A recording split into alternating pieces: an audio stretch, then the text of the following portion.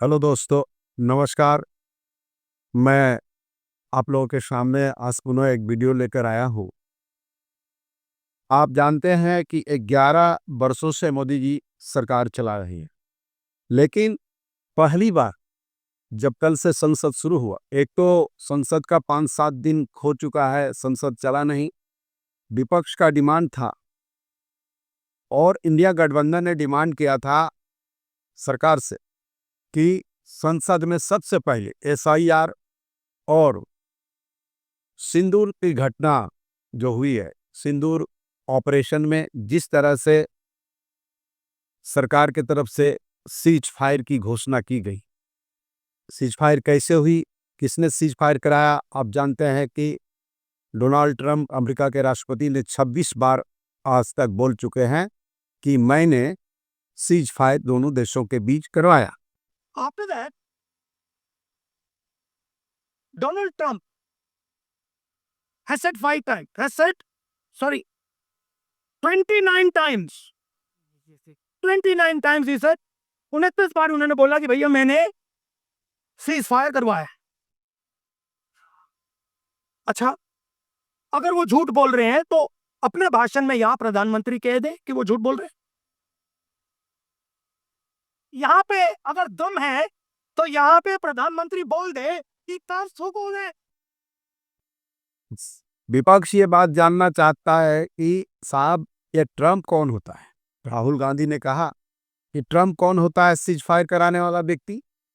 वो कौन कर सकता है? सरकार के किसी भी व्यक्ति ने, चाहे वो विदेश मंत्री हो, चाहे रक्षा मंत्री हो, या प्रधानमंत्री हो, या गृह मंत्री हो, ये 4 मंत्रालय देश का ऐसा होता है जिसमें जवाब सरकार को दिया जाता है और देश उनके जवाबों से संतुष्ट होता है। लेकिन इन चारों में किसी ने नहीं कहा कि आखिर सीज फायर वैसे परिस्थिति में क्यों हुआ जब हमारी सेना पाकिस्तान को धूल चटाने के तैयारी में थी। 24 घंटा और सीज फायर नहीं होता तो आज पाकिस्तान घुटनों पे हो गया होता और पूरी दुनिया में हमारा नाम होता। लेकिन सीज फायर हुआ और ट्रंप ने कहा कि मैंने दोनों देशों को कहा stop the war, stop the war, और वार नहीं रोकोगे तो मैं आपके साथ ट्रेड नहीं करूंगा, बिजनेस नहीं करूंगा। और बिजनेस के डर से इन लोगों ने ये रोका।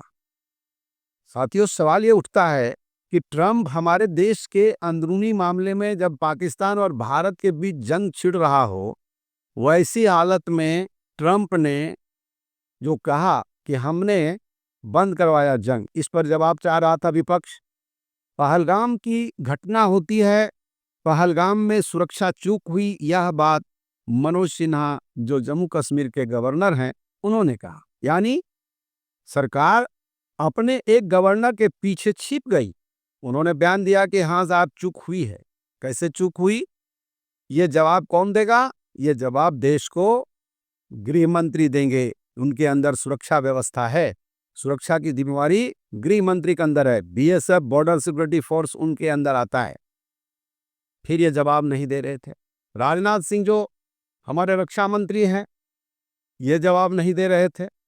और विदेश मंत्री हमारे एस जयशंकर साहब, उन्होंने मुंह नहीं खोला। और खासकर जिन पर पूरे देश को गर्व है, हमारे नरेंद्र मोदी जी जो कहते हैं 56 इंच का मेरे पास सीना है और पूरा देश उनके ऊपर दिया गया है। भारत की जनता आज ये जान रही कि हमारा प्रधानमंत्री नरेंद्र मोदी है, वो भी जवाब नहीं दिए।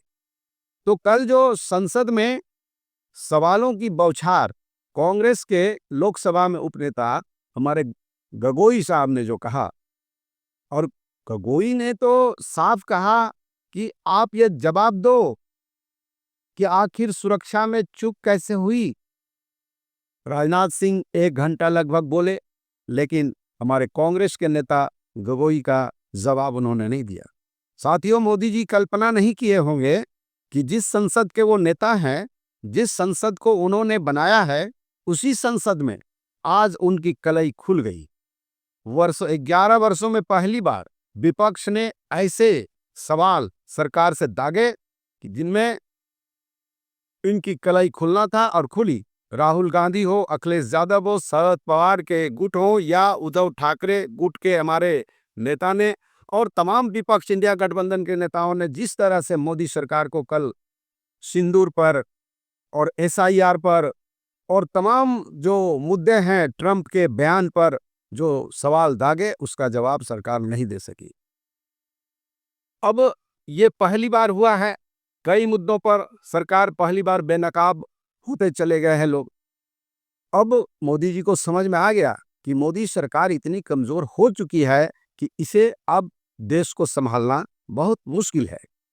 मोदी जी के चाणक्य अमित शाह पूरे संसद में हाउस जब चल रहा था तो ये चुपचाप बैठे थे। मोदी जी संसद के अंदर थे, लेकिन संसद भवन में वो काम कर रहे थे, संसद के अंदर नहीं गए। मोदी जी जाते नहीं हैं। मोदी जी सदन में जाने की हिम्मत नहीं की। और सच कहूं साथियों, तो चाहे वो भारत पाकिस्तान का मामला हो, चाहे ट्रंप का मामला हो, चीन का मामला हो, ऑपरेशन सिंदूर का मामला हो, हर मुद्दे पर मोदी सरकार संसद में बेनकाब होती चली गई। अब सच्चाई यह है कि मोदी जी के रक्षा मंत्री राजनाथ सिंह हो या विदेश मंत्री एस जयशंकर हो या फिर उनके सांसद हो, किसी के पास विपक्ष के सवालों के जवाब नहीं थे। ज्यादातर मसलों पर, जैसे ट्रंप के बयान हो, चीन हो या भारत पाकिस्तान के बीच युद्ध विराम, मंत्री बगले झांक रहे थे।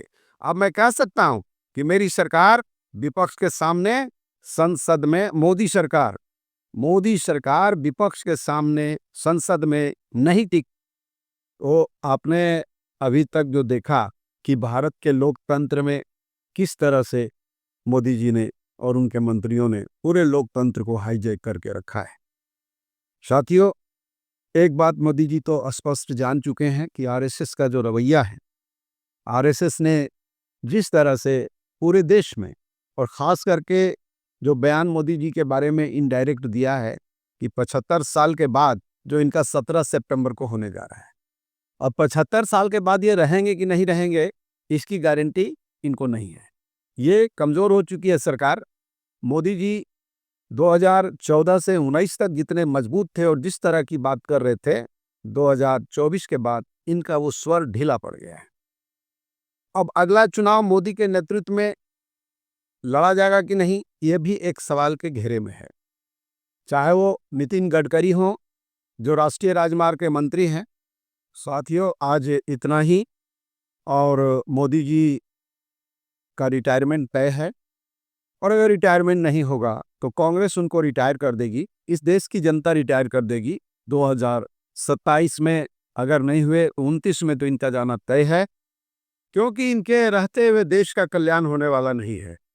बेरोजगारी, भूखमरी और तमाम मुद्दे जो हैं, नौजवानों की बेकारी, ये सब कुछ इनसे मतलब नहीं है। ये एसआईआर कराएंगे, मतदाताओं को हटाएंगे, वोट चोरी करेंगे, इसी से सत्ता पे जाएंगे। आरएसएस इनको रहने नहीं देने जा रहा है। और आरएसएस अब किनको लाएंगे, प्रधानमंत्री के कुर्सी पर कौन होगा, इस संबंध में अभी कुछ बताना संभव नहीं है। और इसीलिए ये राष्ट्रपति का पद चाह रहे हैं, ताकि अगर राष्ट्रपति का पद इनको कल मिल जाएगा, परसों आरएसएस इनको हटा देगा। लेकिन अभी ये मामला चल रहा है। आज इन्हीं सारी बातों के साथ मैं आपसे विदा लेता हूं। मेरा वीडियो कैसा लगा? अगर कुछ गड़बड़ी हुआ होगा तो उसे माफ़ करेंगे। मैं देश की जनता के सामने मैं पहली बार ये सारी चीज़ों को लेकर आ रहा हूँ, क्योंकि गोदी मीडिया, आप जानते हैं, गोदी मीडिया कुछ हमारी बात को करने वाला नहीं है। और गोदी मीडिया को अब तो एक ही सुर नज़र आता है, और वो है नरेंद्र मोदी और भारतीय जनता पार्टी की सरकार। अब वो भारतीय जनता पार्टी भी नहीं कहिए, पहले मोदी सरकार हो रहा था, अब एनडीए सरकार हो रहा है। आने वाला दिनों में ये कांग्रेस की सरकार बनेगी। विपक्ष के नेता हमारे राहुल गांधी देश के प्रधानमंत्री होना तय है। वो सारा विपक्ष इस बात को अब समझ चुका है कि सिवाय राहुल गांधी के नेतृत्व का कोई दूसरा व्यक्ति नरेंद्र मोदी के साथ मुकाबला नहीं कर सकता है। इतने दिनों में राहुल गांधी ने साबित कर दिया है। इन्हीं सारी बातों के साथ मैं अपनी बात आज समाप्त करता हूं। मेरा वीडियो अगर पसंद लगा हो, अच्छा लगा हो, तो इसे लाइक करें, सब्सक्राइब करें और अधिक से अधिक लोगों तक इसे पहुंचाएं। आम जनता तक ये बातें जाए कि सरकार किस तरह से अपने विपक्ष के सवालों का जवाब देना नहीं चाहती।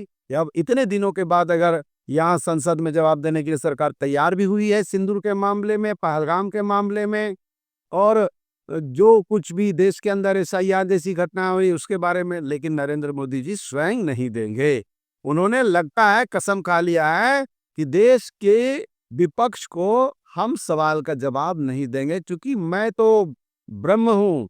उन्होंने खुद कहा था कि मैं नॉन बायोलॉजिकल हूँ। तो जो नॉन बायोलॉजिकल होते हैं उनको जनता के सवालों का जवाब देने से क्या मतलब है। इन्हीं सारी बातों के साथ मैं अपनी बात समाप्त करता हूँ। जय हिंद, जय भारत, जय संविधान।